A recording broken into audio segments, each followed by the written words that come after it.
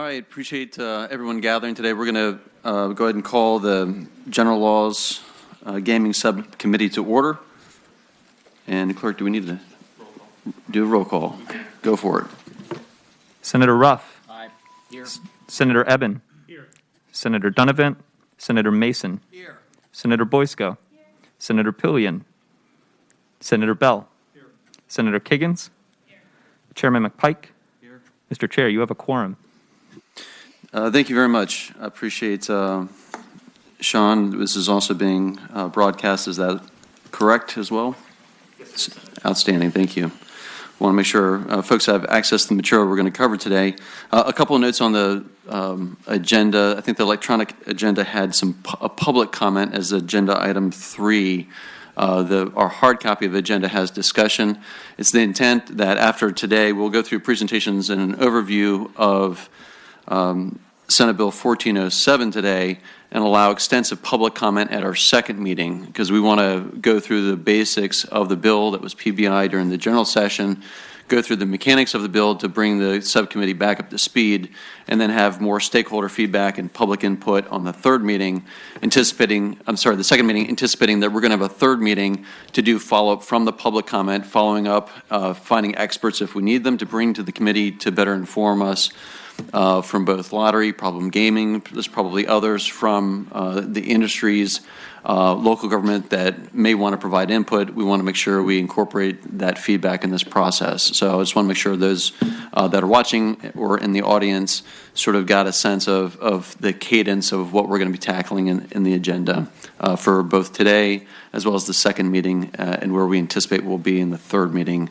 to sort of again, orient the committee to the bill, the different mechanics, look through the public comment, and then go through sort of technical recommendations and pursue various questions that the committee might have from this process.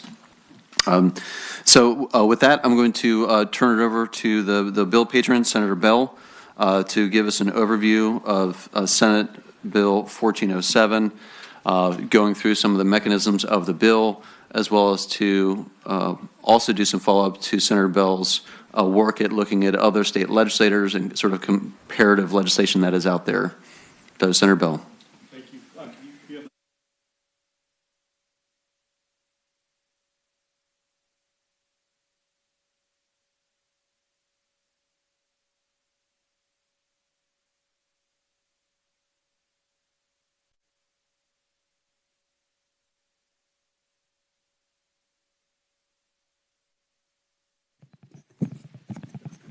Thank you very much. You'll see, thank you, Mr. Chairman. Mr. Dylan Bishop is up here. Thank you for helping put this together, and I'll be calling on him, particularly if the committee has any hard questions. I'll bring him up. Easy ones, I'm happy to answer myself. Kidding a little bit. Really want to go into this. I think I put this bill together for VGTs. There are a few reasons why I put this together. We've had an experience with gray machines here in Virginia, and there were concerns on the committee, and frankly, I was trying to look for what would be a better alternative going forward. And that's what I formed this bill to do. It was much of it was generated from the Illinois legislation and their path. At the end of last year, there were some concerns that popped up, not just about this, but a number of other things, and the decision was made to PBI it, but to study VGTs and to come back and report. So a group of us completed a trip to Illinois, and we were able to really look at these in depth. It was very fruitful. Myself, Chairman McPike, also Senator Morrissey, who's here today, and from the House, Delegate Will Moorfield. We had a pretty action-packed trip. We were able to visit basically each one of the instances where these games are used: restaurant, bar, a charitable establishment, truck stop. So, and I'll kind of go through this as we go on. But I want to start off with pretty much an introduction, and I may be calling on Dylan as we go through this, or if you hear something I've left out, let me know. But and Steve was also very instrumental, so thank you for being here as well. First off, these are classified as a Class 3 slot machine. I won't go into too much depth on that, but basically it is a more sophisticated, the kind of slot machine you would see in a casino. These, frankly, don't look from the outside much different from what has been known as the gray machines. It's a electronic gaming terminal. These machines typically have around 15 to 20 different games that are electronic that the game player could choose from. It is a game of chance. It's not a game of skill, it's a game of chance. The percentage that is paid out is known. In Illinois, their payout percentage is 92%. Typically, the payout runs anywhere from 85 to 94%, and the operators of the game can determine that, the regulators. The outcome is determined by random number generators and pay tables. Again, that pay percentage I was just explaining, and the random number generators, which is part of the technology embedded in the machine. Some of the things that are important to note: you've got to be 21 years old to play, and it's very regulated, fully regulated. There's a lot of protections involved. In Illinois, in order to get a VGT, you have to have a liquor license. You have to have controls to make sure the area is separated, and I'll show you some pictures of that later in the presentation. Next slide, please, or I've got it right here. Let's see. Go ahead. You want to put something in on that? No, sir. There we go. Okay, this kind of covers the same thing, another picture. Fully regulated.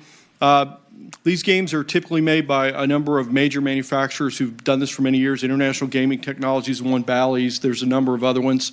There's a very competitive market for making the boxes. There's also several people, and I'll discuss the makeout and the controls on this later, of the technology and the controls that you can do to regulate it. But there is a great deal of testing and accuracy. I will tell you there's different approaches from state to state. Some use outside people to do testing. Some have their own laboratories where they do testing. My personal preference is to use outsourcing, so there's a less of a financial commitment by the state, but it's a matter of choice which way you go. The way these are done in Illinois, $5 max bet. This is a max win. There's a payout. Again, it could be anywhere from 85 to 94%. 85% is one of the common payouts. Again, it was at 92%. The other thing is in these areas, and I'll talk about how many you would have, but they would have an ATM. So typically if someone wants to play a machine, they would put cash in a machine, they would play, and then as they redeem, they would get a ticket out. They would put it in a redemption terminal, like an ATM, and then they would get their money returned to them. They would not then, this is one of the things I think they've done very well in Illinois with the way they did this. You would not go to a bartender or cashier, et cetera, and get a payout. It would come strictly from that machine, and the local operator would not touch the cash in any way, would not be part of the money logistics on it. We have a central communication system. That's one of the big differences. What we've done when we had gray machines, there wasn't a central communication system. So this would be a part where we could tell at any moment what the revenues are, how the games are performing.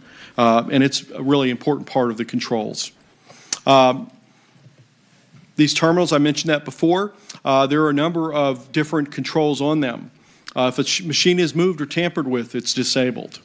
If a machine is inoperative, it's not working correctly, there's a number of controls. The back-end operator in Illinois, they use a company called Scientific Games. Again, there's a couple providers of that. Would then have the ability to coordinate with the terminal operator to send a maintenance technician out. Very tight controls over the keys that will go into these machines. Also tight controls, for instance, if an establishment was open from 6 a.m. to 10 p.m., at 10 p.m., the machine can't be played. So there are a great number of controls on these to make sure that, again, you can control when they're played, who's playing them, and making sure that again, that they're not moved or placed into an area that is not protected and doesn't have the right kind of controls. This is part of really that overall scheme of tight and full regulation. Anything you want to add? Okay, the bill that I put in has this going under the Virginia Lottery. We do licensing, criminal, financial background checks, and as you'll see in the upcoming slides, there's several different levels of the separation. We manage the testing of the vendors. Again, there's some companies doing both the game manufacturing and the software back-end portion, have been doing this for a great deal of time. I think if we did it the way Illinois did it, we could do an RFP, frankly, that would put a lot of this on the public market. Private market, we would get competition of known vendors who have these qualifications already. But we would have to put an RFP, obviously would specify what kind of system we were wanting and what kind of a back-end support we would want. Publicize the data, also publicize enforcement. And we'll talk about the enforcement and the dollars for that as we go forward. And I think that's another key ingredient for making sure this is done right, having enough money in the enforcement. Licensed establishments in Illinois, they really had it in several different types of licensed establishments, restaurants, and also charitable gaming facilities, gaming halls. Those type of establishment in Illinois, they would have a maximum of 6 games. And truck stops, 2 different types. They had their small truck stop and a large truck stop based on the size of the location, how much fuel cells they had each month. The large truck stop was 10 games is the way they did it. The small one was at 6 games. Mr. Chairman? Senator Evan. I have a question for Senator Bell. Senator, you referred to charitable gaming halls as one of the spots that these things could potentially go into. Could you define what that is? Just more specifically, a charitable gaming hall?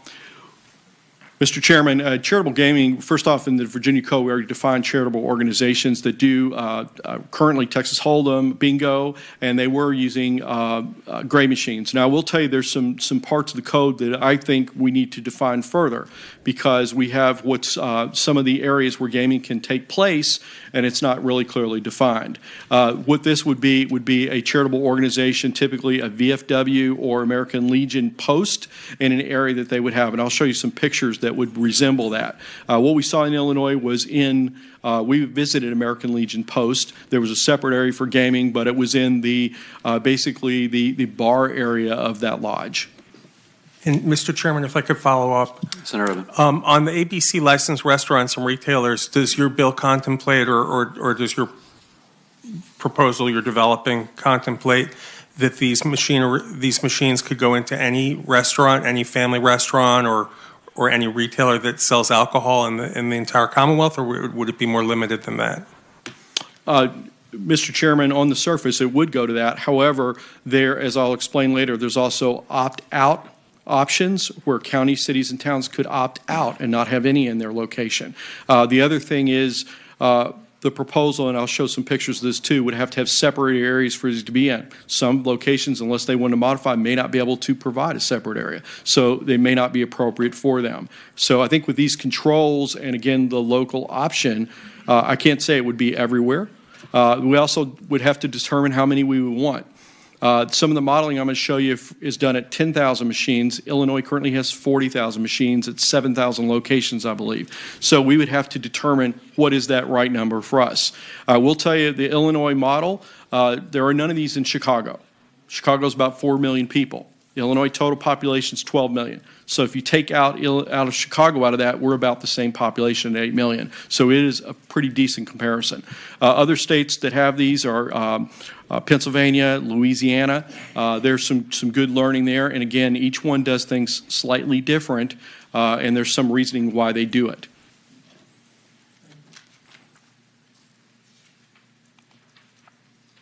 Here's some important things to look at on this. These are all done on a cash-only basis. I think there's some good reasoning for that. Obviously, responsible gaming, which is the second bullet, is important. But the idea is we don't want people using credit to gamble. So people have to deposit cash. And the other issue is as I said before, we do want to make sure that that the cash is controlled in ways. So, for instance, if there's a payout, the establishment would not be responsible for the cash logistics. Through the pandemic, in particular, staffing coins, for instance, very difficult to do. So the terminal operator, as I'll show you in an upcoming chart, is the one that would have that responsibility, not the local establishment. And localities can opt out. There's actually 2 ways the opt-out has been done. Illinois, the way they did it is they allowed a locality, county, city, or town to say, we don't want these, they can opt out. They could change their mind once going forward. So if this happens later on, 2 or 3 years later, mindsets change, they say, you know what, this has worked pretty well for other people, we want to change our mind. They had the chance to do that. The local revenue, we're talking in Illinois 5%. Mr. Chairman? Senator Evans. On the opt-out, Senator Bell, you said they can change their mind. Can they change their mind in the reverse? Can they have these machines, then later decide not to have them? The Illinois model, I believe, does allow that also. It can be, there's a time link on that because it can take a little bit of time to take them out. Thank you. Another option, Mr. Chairman, would also be to opt in. So frankly, localities would have to vote then if they wanted to go down this route versus an opt out. Honestly, there's probably some local officials who probably much prefer an opt-in vote versus an opt-out. Senator Bell, I might add one. Sure. Mr. Chairman and members of the committee, I wanted to add one thing. There's a key provision here about the revenue sources for these businesses. Except for charitable gaming establishments, the primary business of the licensed establishment or host location cannot be for the offering of play, VGTs. So in other words, the licensed establishment cannot derive more than 50% of its annual gross receipts from profits derived from the play of VGT. So you don't have to worry about it changing the fundamental nature of your local restaurant, your local bar, so on and so forth. So it's not going to fundamentally change the business operations of your truck stop, C-store, or local restaurant. Mr. Chairman, just to follow Senator. up on that, did you say they could derive as much as 50% of their income from these? I said they are prohibited from deriving more than 50% of their annual gross receipts from the profits derived from gaming. The only exception to that is the charitable gaming locations. Thank you. Some of the things we learned from the Illinois option that we think would offer changes for us. One of the things that I think they did well is partition. There are different variations to the partitions to make this area separate.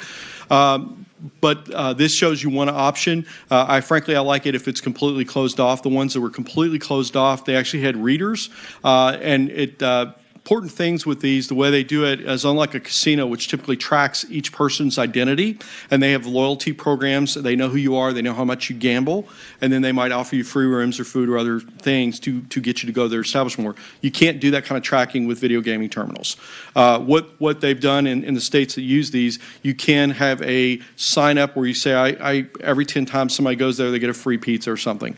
But it's a very different experience. And it's a very private experience. The research that they've done in Illinois and other locations, the more private it is, the more people enjoy it because they want a private area. And frankly, the other things which were surprising to me, the cleaner the area was and the cleaner the restrooms were, the more people went. So it's not your typical gaming experience. It's very different, very private, perhaps attracts a different type of person. One of the things that some towns have done, but not across all of Illinois, is limit advertising. We found the locations that did limit advertising, it actually was much nicer for the local communities and also did not infringe on them as much. The word and the naming of different facilities, like for instance this area, Rosie's, people tend to know what the name of the facilities are. Some use a naming convention. So they didn't have to have a lot of advertising, which would even sometimes be obnoxious. So things that we learned from that would be to perhaps limit advertising as we go forward here. Another thing that they learned, a simple lesson, when they first started video gaming, they had the keys for the machines controlled by the regulators. So if a machine was malfunctioning, a regulator had to actually go out with the key before the technician could work on the machine. What happened is the regulators were tied up so much in the servicing of the machines, they couldn't really regulate. So they found other controls for those keys. The other thing is the machines were down longer because it took longer for them to get out and service the machines. Senator Bell, just as a follow-up to that, it's my understanding that one of the reasons why they did it is because each machine, because they connect back into the central computing system, anytime there's a change, there still goes through third-party testing. And so the physical presence wasn't actually necessary anymore because each time anything was loaded, they still went through the payout tables, they still did the third-party check. Once that occurred, and only after that occurred, then the machine was allowed to come back online. Is that right?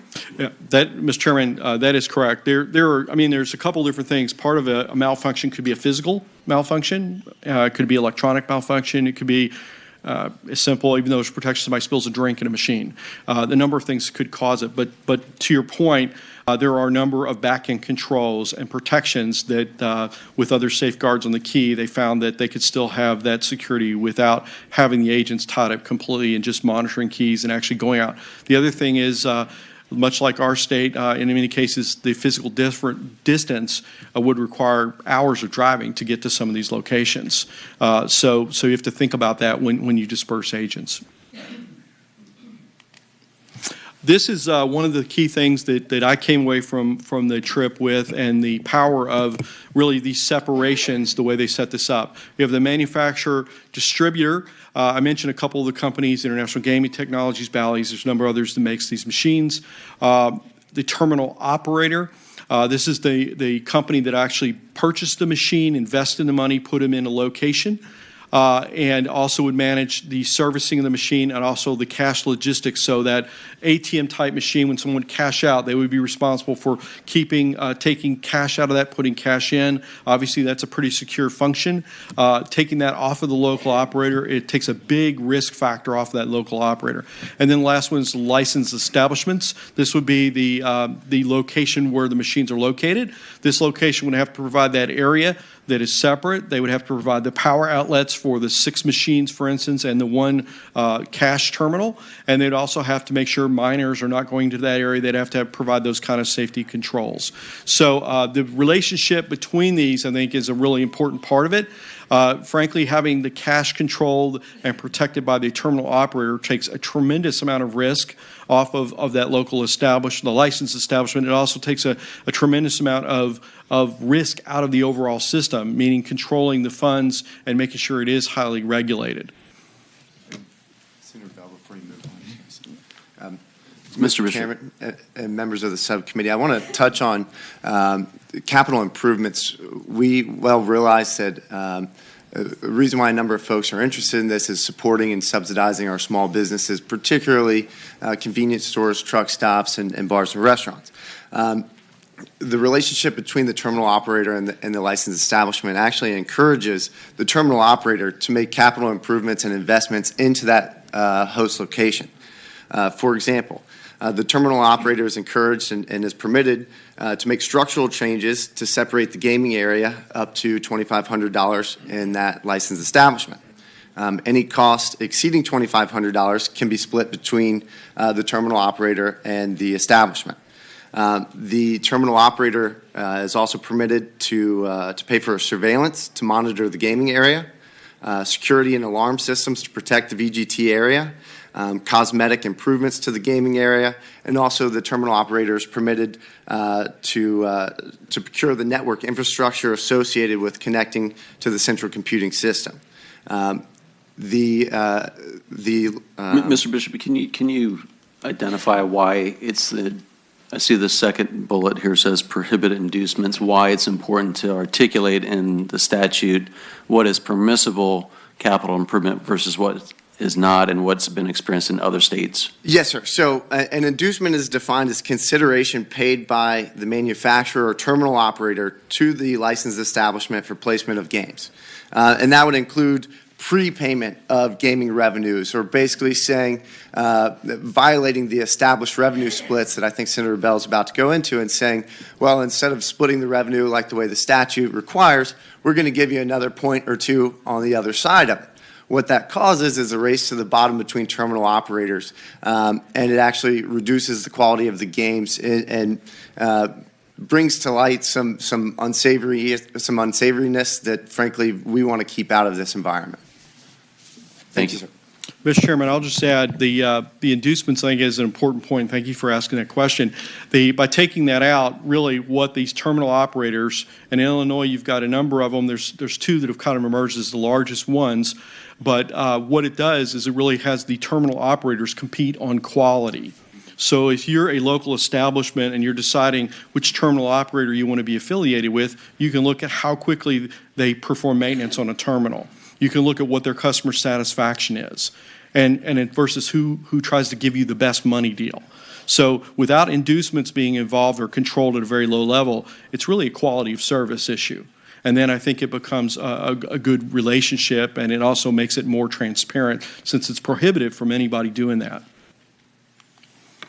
Okay, I touched on this earlier. This kind of goes over the revenue distribution. Again, with the money in, would always be when someone would go play at a machine, they would put the money in that machine.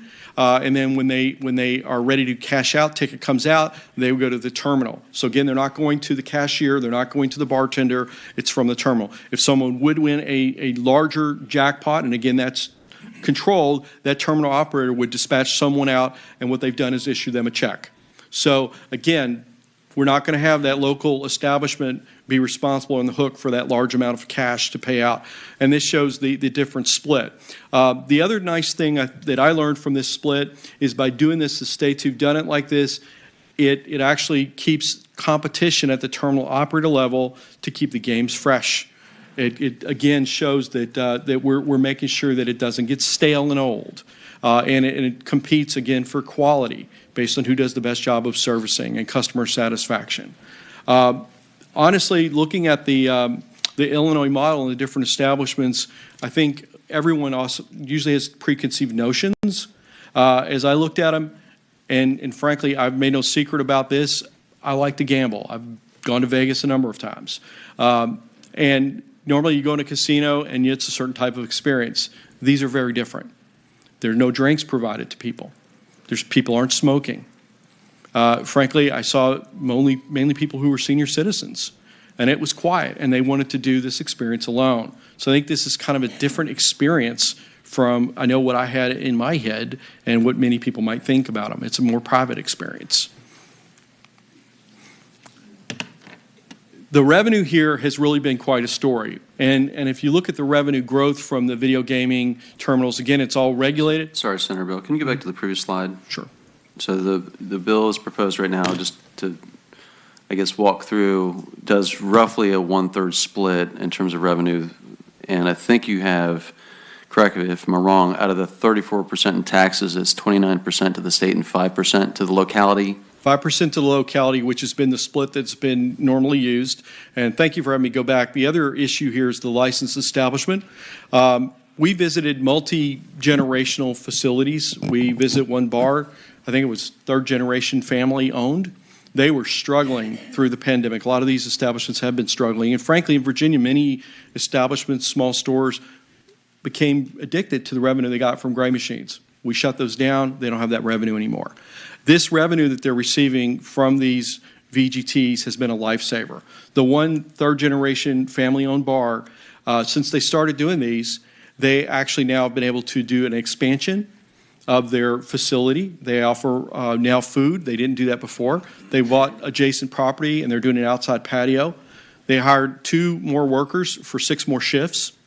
If you look at the amount of jobs created from the terminal operators in Illinois and the people at all the establishment, just the first off math is 14,000 jobs just for this setup. I will tell you, this isn't a turnkey thing. It's a 3-year setup. It's what it took them. 3 years to set up the back end to make sure it's regulated. There's going to be some arguments say, well, we can have gray machines turn them on in a minute. We can't turn them on with these kind of protections since we're reporting. That takes time, takes effort. This is a 3-year thing. And the revenues, which on the next slide, you see it going up. Part of it is it's fully implemented because it's not turnkey. You're not going to do them all at once. It's going to take time. But the revenue keeps going up as people find their favorite establishment, like to go there. What it's happened, I talked to American Legion Post. I talked to people there and asked, what did you think of this? And they said, it saved our American Legion Post. We were ready to go under.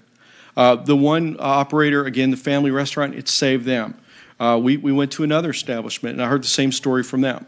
And again, these are spick and span, spotless, clean locations, and now their businesses really, instead of going under during the pandemic, have thrived. So 7,000 businesses. So the one beauty of the VGTs and the model you've used in Illinois, it's a significant amount of revenue for the state.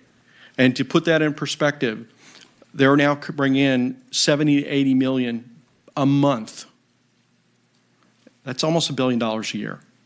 And some there projected it would be $1 billion. That's for the state. So these local establishments, 7,000 of them are benefiting, and the state's benefiting. And then the localities, many of the localities were suffering with loss of tax revenue during this pandemic. The 5% for them has been, frankly, a godsend. It's helped them. And I should point out that the revenues here like many other things, there's sketchy periods because there were times where they couldn't open due to COVID. There were protections involved, but they've proven to be quite successful. Mr. Chairman, Senator Donovan.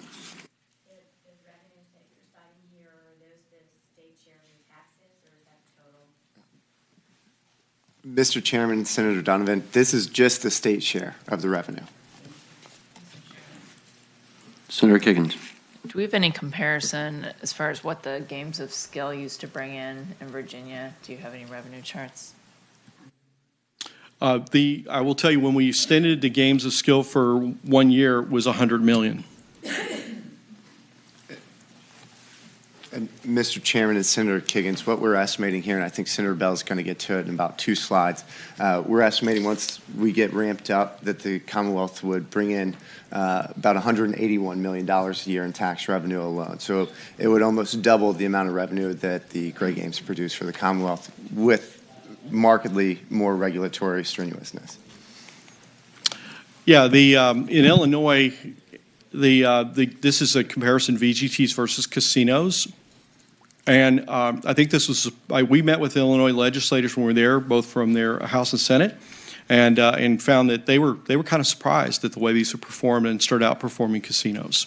Their experience was that this had been a real success story for them, and frankly, many of them were wondering why Chicago didn't opt in, because now they have gray machines in Chicago, and frankly, they feel like they're losing a great deal of revenue there. That's pretty much unregulated. Yeah, and Senator Bell, you can actually log in right now to the Illinois Gaming Commission and look at all that data live. Is that correct? That's correct. You can look at it in real time by establishment.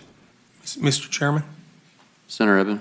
And Senator Bell, tell me if I'm getting ahead of some future slide, but I'm wondering, when you compare them with casinos, do we know what these machines do in terms of taking away revenue that would come from either casinos or from the lottery, for example, how they cut into that? Much talked about. I'll give you my opinion, and Dylan can go on it. Frankly, many people are going to tell you, oh my God, it's going to kill them. I can tell in Illinois that hasn't been the case. What has happened is, I think more the casinos, frankly, have been hurt by COVID more because a lot of their games involve more people in an environment. So there's been more of a COVID. I think we're going to have to see more post-COVID data. But the other part is, I think it's a different kind of player. The person who goes to a charitable gaming hall often goes there to be with their buddy from the VFW that they know him for years. The person who does this tends to be someone who games alone. The person who goes to a casino is a full-blown table game, and the casino operator tracks the player, how much they game, and offers perks and incentives. So there's really 3 different paths. Also, casinos are farther distance, typically, because there's not as many. Illinois has, I think, 5 casinos. So They have 10 casinos. 10 casinos. Okay, some of those are, I think, riverboat casinos. So they have a different model than I think what we would have. But there's going to be arguments about this. I would argue also the smaller bet is very different from what you would have in a casino, which is usually much higher limits on betting. Did you want to add something there? Yes, sir. Mr. Chairman and members of the committee, I do want to make one clarification here. So the data from 2018 and 2019 is probably more realistic. The COVID-19 pandemic and quarantine restrictions did have a huge impact on the casino industry in Illinois. Less so on distributed gaming. So the data is a little skewed for 2020 and the markers in 2022. But to Senator Bell's point, this is different market, different consumer. I'll be straightforward with you. The VGTs market to lower middle class consumers, folks that may not have the disposable income to spend $1,500 to take their family to a casino on the weekend. So fundamentally different consumer, different market. In every jurisdiction that VGTs operate, there are casinos. In fact, members of our coalition operate casinos and VGTs, and trust me when I say there's enough to go around. Senator Ruff. How many states are currently using this product? I think it's between 8 and 12, but I'm not sure I can get an exact answer for you. I know they're in Missouri, Pennsylvania, South Dakota, Montana, Nevada, Pennsylvania, and Illinois, Louisiana. Illinois, Louisiana. So there's more than a handful. Can you give us, Mr. Chairman, if you could get us the data from those states? I think it's important that we understand more than one state. Yes, sir, of course. The other thing I will say, Mr. Chairman, to the question is the opt-in, opt-out. Some localities who want to make sure that there is no cannibalization for casinos could opt out, not have them. The other protection, which I think is a logical one and should be put in there, because frankly, I do believe we should protect the large investments by casinos and the long-term road to that, is to put a mileage distance between a VGT location and a casino. And there's a couple protections that can be put in, but I will tell you that it really is a different kind of player. It's a different kind of gamer. It's a different experience. That's kind of my learning when I was there. It's really one of these not like the other. This shows the revenue projections, and I want to point this out. When Dylan mentioned this, he's talking about 10,000 video gaming terminals. Illinois has around 40,000. So you can do the math. It's going to be a bit higher, but frankly, I think it's best that when we look at this and consider it, we consider the more conservative path, not the high best case scenario. For Illinois, it has worked out better than they thought it would be, but these are significant dollars.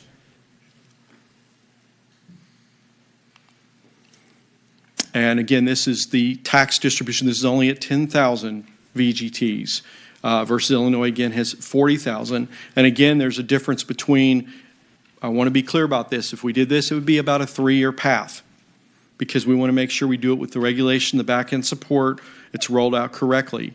And it would be a period of time before it reaches a maturity.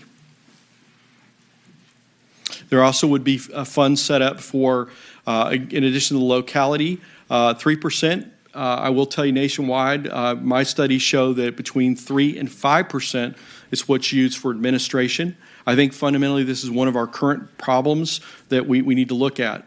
Charitable gaming currently, and this is not just VGT, so I'm just using this generically. This includes all forms of, for instance, charitable gaming. We currently only spend $2.75 billion in revenue, $1.1 million. That, in my opinion, just not nearly enough. 2008, this used to be a percentage of gaming intake. It was changed to be part of the general fund. It became a budget item, and it's degraded over the years. I think this should be set aside as a percentage. That's the best practice that states use. In 2008, we had $575 million of revenue from charitable gaming. This is, again, all forms. We had 31 regulators. Today, 2.75 million, 5. So this is frankly ripe for problems because we just don't have enough regulators to get out there in the field. 3%, depending on the revenue, would give us a robust amount for this. This is up for debate. 3 to 5% is the normal range. But I want to be clear. If we advocate doing this, I believe we should do it with strong regulation and adequate enforcement. If we don't do that, then I think it would be a mistake. Because, and honestly, the good operators, they want strong regulation. They want to make sure that there's controls and enforcement. If we do gambling, it needs to be there. The people who participate need to know it's fair, and they need to know that we're not letting minors in facilities. We need to know that we have protections. This would also put 1% into a problem gambling support fund. This is, again, the standard, give or take about a percentage point. But depending on the revenue at maturity, this would present a pretty robust amount of money. I will tell you that we're also going to have, from casinos, there's a percentage going to gambling addiction. And then this is a different side of addiction. From the marijuana legislation was passed, there's amount of money going for addiction. So there's going to be quite a bit of money going for addiction in Virginia. Now we need to get our infrastructure ready to provide that service. The problem gambling, they have a... Mr. Chairman? Senator Evans. Yeah, thank you. Senator Bell, you mentioned the problem gambling and gambling addiction. And these machines are a little different than a casino in that you don't necessarily have to go seeking out the casino. They could be in your everyday restaurant or your ABC store or ABC licensed store or other places. Do we have any studies or knowledge about how these things that are targeted to lower middle class consumers, what kind of problem gambling they generate? Mr. Chairman, I would say, to be clear, Dylan said that's the typical users is middle class. Or but typical I would users. say that I wouldn't agree with the targeted to that. Okay. But that is a predominant user. A couple things. First, it's in a protected area. Okay, someone has to scan an ID in most of them to get in.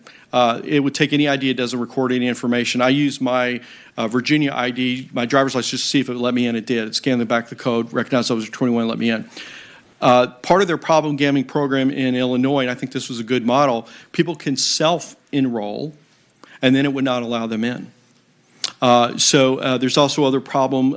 There's other things where they, again, it's voluntary. There's GPS trackers that they could put on phone, and it would have a sponsor alert or someone else if they went to one of these areas. It's an opt-in. The person would have to say, I have a problem, and I want to have this kind of support, and it's offered through their support. You want to answer? Yes. I'll just add real quick. Senator Eben, I do plan to reach out to Dr. Hawley with Virginia Council of Problem Gambling to get sort of an expert in the area to help inform the committee of what the experience is, as well as other means or methods in terms of prevention or education that should be considered by the committee as a part of this process. Thank you. Mr. Chairman and members of the committee, one of the folks that we met with in Illinois was the Illinois Gaming Board Administrator and his Deputy Administrator for Licensing. And one of the facts that they brought to our attention is that they've identified through numerous studies that about 1% to 3% of the gaming population is what you would consider having a problem gambling issue. And again, that's in a state that's got 10 casinos and 40,000 VGTs. Across the board, we're considering about half of that or less, but 1% to 3% of the gaming population would qualify as problem gambling. Mr. Chairman, the only other thing I'll add on this is, we, based on worldviews, some people like gambling, some people don't. That's a reality. One thing I would offer is whether gambling is legal or not, gambling is already happening and will continue to happen. If gambling is, if we don't have a legal form, people will go to other states and gamble. And if they gamble illegally, then there are no resources for problem gambling, no programs to protect. So at least putting out in the open creates jobs, creates revenue, helps local establishments, and also does put money into funds to help people if they do have problems.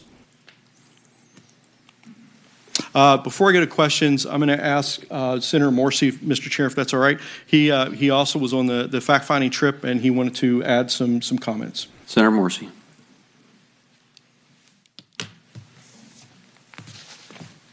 Good afternoon, Mr. Chair and members of the committee.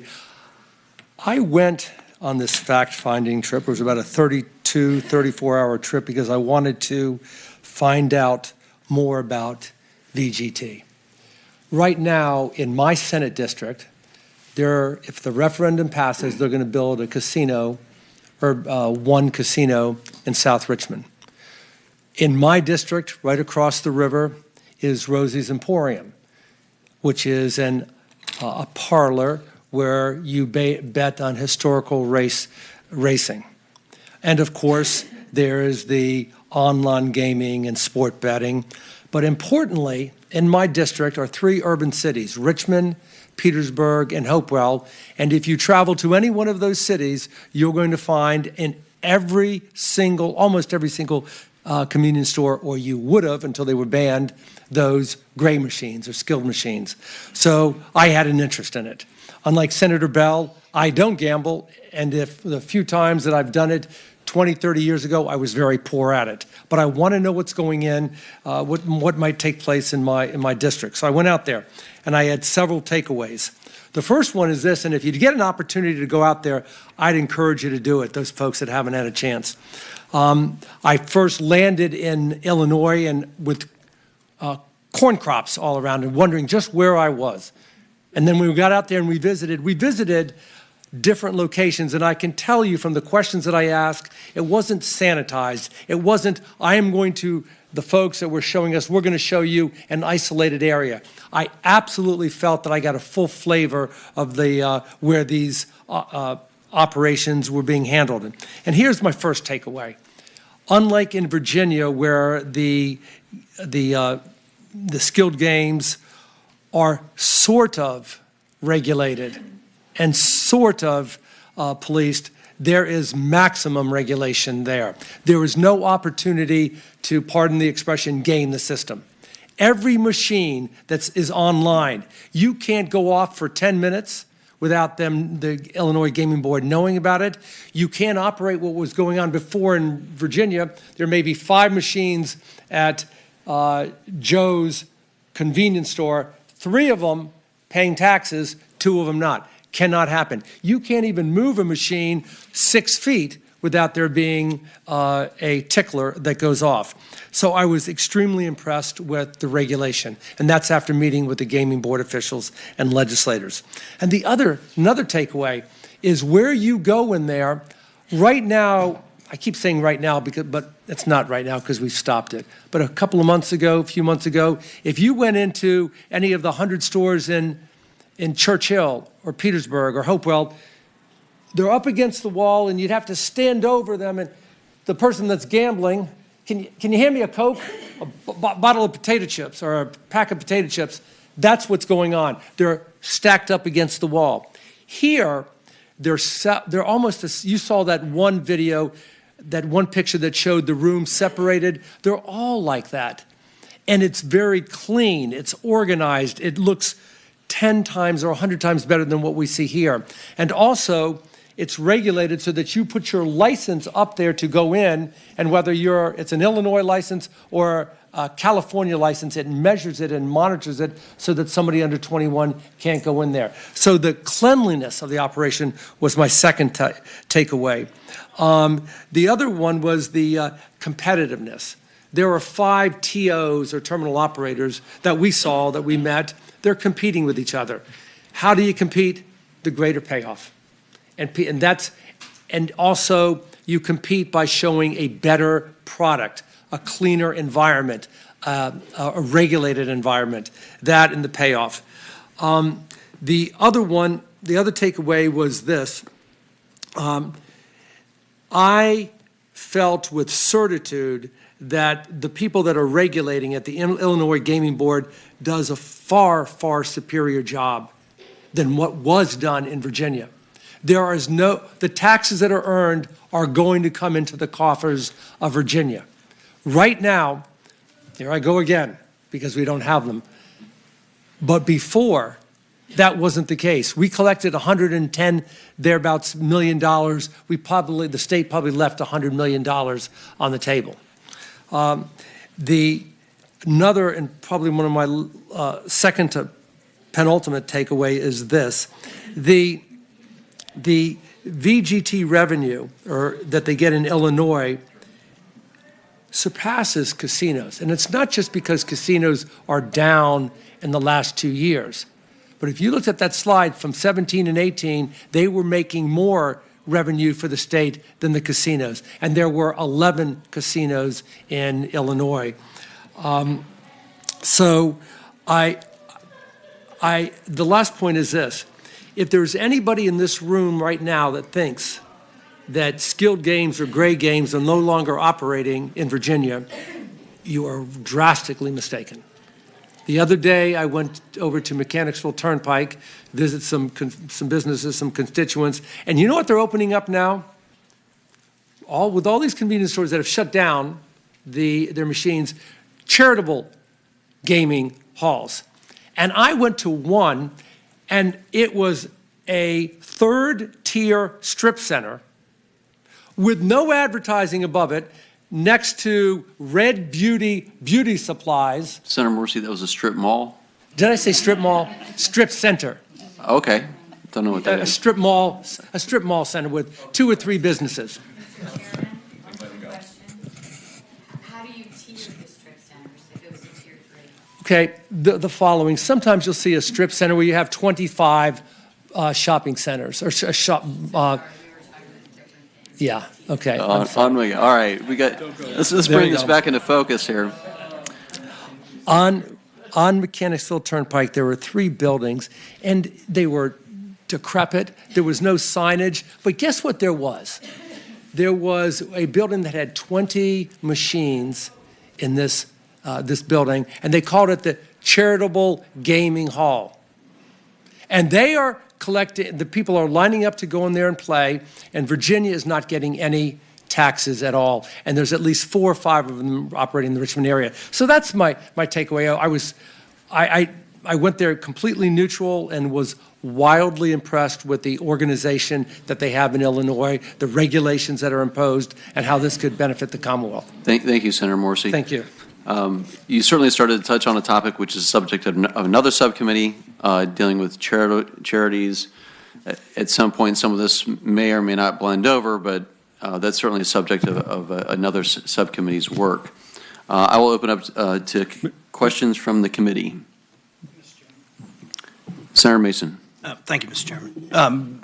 Senator Bill, you said it took about 3 years to crank it up, and then you showed revenues from 16, 17, 18, 17, 18, 19 going up, casinos going down. You said that there's no correlation to different players. Senator Morrissey just represented the casinos were going down. Is that just happenstance that this casino revenue started to decline at the same time that the VGT revenue started to explode? Well, first, I'm not going to say that there's no cannibalization. I think that would be, I don't think anybody can say there's no cannibalization. But I do think it's a clearly different player. I will say that there are, in what I saw in talking to some of the players, people are using these machines and frankly as an entertainment because they can go to their neighborhood and do it, and it's low dollar. And they told me they would never go to a casino because it's too far away, and they just don't want the casino environment. So, but there probably are some who would say, let me just game here instead of go to the casino. But again, it's a very different. If you like to play a table game like craps, you're not going to do that on these. So it's a different experience in that regard. And Senator Mason, I think the other follow-up that Mr. Bishop provided was the difficulty in correlating the FY20's data because of the sort of COVID drop and impact to compare the charts. And so I think there's the caveat to that chart that we needed to understand that there was other COVID impacts occurring during the same period. So to not necessarily draw the same correlation for that year. Yeah, and there I think. But I was referencing the 3 years prior to the COVID years. So, Mr. Chairman, if are there any? I don't know if there's any other questions or not. In closing, what I'd like to say is that a couple takeaways I walked away with. One, for the small businesses and the charities, this has been a godsend for them.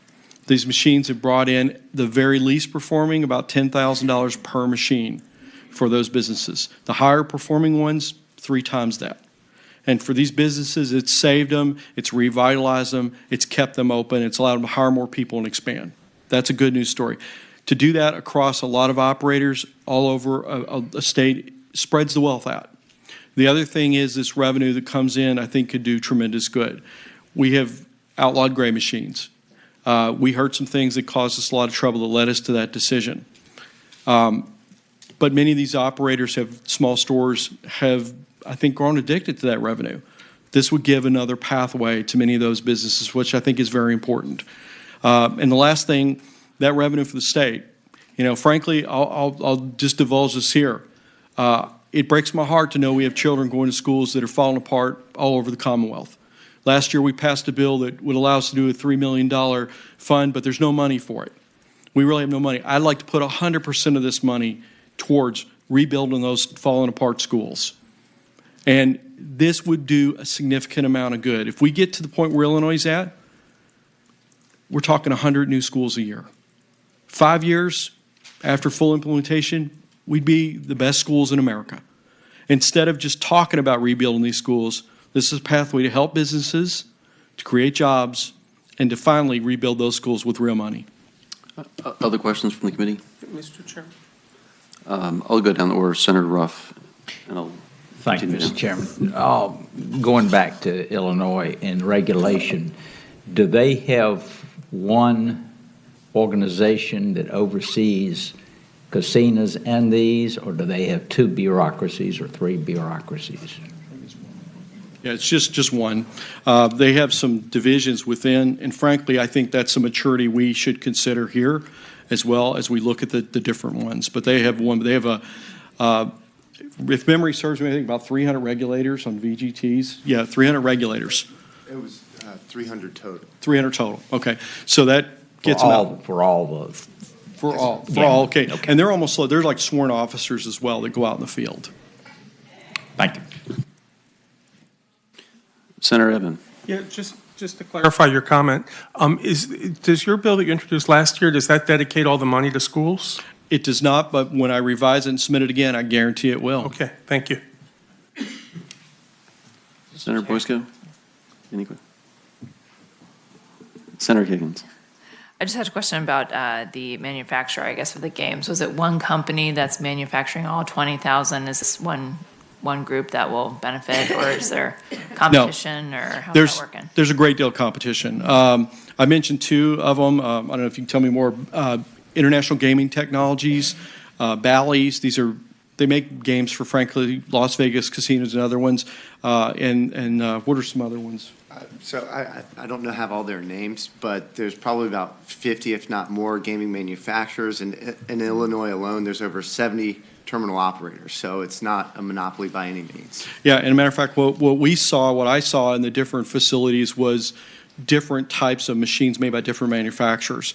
And the terminal operator is constantly looking at which machines are the more popular ones and advising those local establishments, because then they can pick which machines they want, and they're going to want the ones that perform better. And a couple other things that surprised me, to put in 6 of these machines, the terminal operator invests about $175,000. The machines, they said, honestly, the newer games perform worse than the older games. They said they had a Monopoly game they thought was going to do great, and oddly enough, a Betty Boop game. I didn't know a Betty Boop game would be popular, but a Betty Boop game, and they were bombs. The older games perform better, but it's very competitive. So it's the establishment's choice?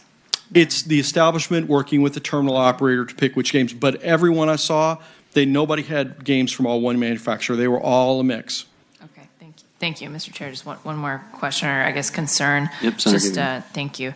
We've been so we have put this whole plan in place for the casinos with the different localities, and a lot of work has gone into that. So I guess my just concern is, we are starting these two new kind of ventures at the same time, and I know you've talked a lot about just the different customers and how they differ. People that go to casinos versus people that play VGTs, and I don't regularly do either. So I'm trusting what you're saying, but I guess that's just my concern. Why do we have to do this now? Can we establish the casinos and see how and help them to succeed? And once they're doing well and profitable, and then maybe we can think about some other things. So that's just an area of concern. It's not really a question unless you have anything to add, but. Mr. Chairman, I guess would say, I hear your concern. I think that's why perhaps localities should choose to opt out if they don't want it close to casinos. Or, again, we could look at what a distance mileage would be that would make sense to protect that investment. And I support protecting that investment. The other side of it is realize these games are here today and they're illegal. There's games on the internet that are illegal. We're getting zero tax revenue. No charities are being helped. And whether those casinos open or not, we're not going to stop those illegal games unless we take a different approach. I think making this out in front, legit, that's different. And also those casinos, while we can take steps to protect those investments, what are we going to do for all those small businesses that had gray machines that have lost that revenue? This is a way to help them out versus letting them just go under. Other questions from the committee? Senator Mason. Kind of piggybacking off what Senator Kagan just asked, we have done a lot of things regarding gaming in the last couple of years. Is there any way that when we come to our next meeting, we could have a spreadsheet of what we've done for the charitable gamings, what we've allowed, what we've disallowed, just so we can see? It feels like the second bounce of a lacrosse ball here as far as gaming legislation over the past couple of years. So if I could just get a read on what have we done, what have we not, what have we expanded, what have we contracted, I think that'll maybe help us looking at what we're trying to do going forward. You couldn't get out of here without us trying to make you do some work, right? Thank you, Mr. Chairman. Mr. Chairman, I second that as a member. I think that'd be a good idea to do that. Well, I appreciate it. I've been taking some notes just as overall comment to the committee on both comparison between game of skill versus VGT projections, The future potential cut into other revenues, how many states use these type of machines was another question from Senator Ruff. Senator Mason, your question in terms of the various legislation that we've considered and approved, some also not approved over the last couple of years. And I think the other relevant would be the number of, pertinent to your ABC subcommittee, Senator Mason, is also the number of ABC licenses. We've reviewed that data through the omnibus bill, just doing some crosswalk as well to look at that. And then I'll also reach out to, I think, a few other folks with lottery, as well as, like I said earlier, the Virginia Council on Problem Gambling for input and feedback to the committee. So we still, I think, have a lot more data to collect as a committee for consideration. But I think there's some primary policy questions before the committee, which is, if we want a decentralized sort of gaming device that, what sort of regulatory framework do we want? I think what Senator Bell's proposed is one that is centralized from a computing standpoint and that there's transparency, which is interesting. I think some of the lessons learned, and I appreciate Senator Morrissey's comments as well, Senator Bell, on the lessons learned aspects from the regulators in Illinois in terms of actually not allowing a lot of advertising and not doing billboards and don't make the same mistakes. And frankly, I know I've gotten some comments, for instance, on the sports betting apps from constituents saying, I'm a little tired of the constant advertising of which is the best sports bet app to play. So my apologies to anybody in advertising who's in the audience or watching. You've done very well this year. But so I think there's some other lessons learned that we want to, as a committee, to address, and appreciate the committee's time. As I said, the next agenda will try to incorporate likely a presentation or two, as well as opening up the public discussion. I'm sure there will be some folks and advocates who will help and attempt to answer some of the questions of the committee from their perspective, and we look forward to that dialogue moving forward. With that, any other final comments, Senator Bell? No, I thank the committee. All right. Thank you all for your time. I look forward to the second committee. We'll be working on scheduling that with as schedules allow, so stay tuned. The committee will rise.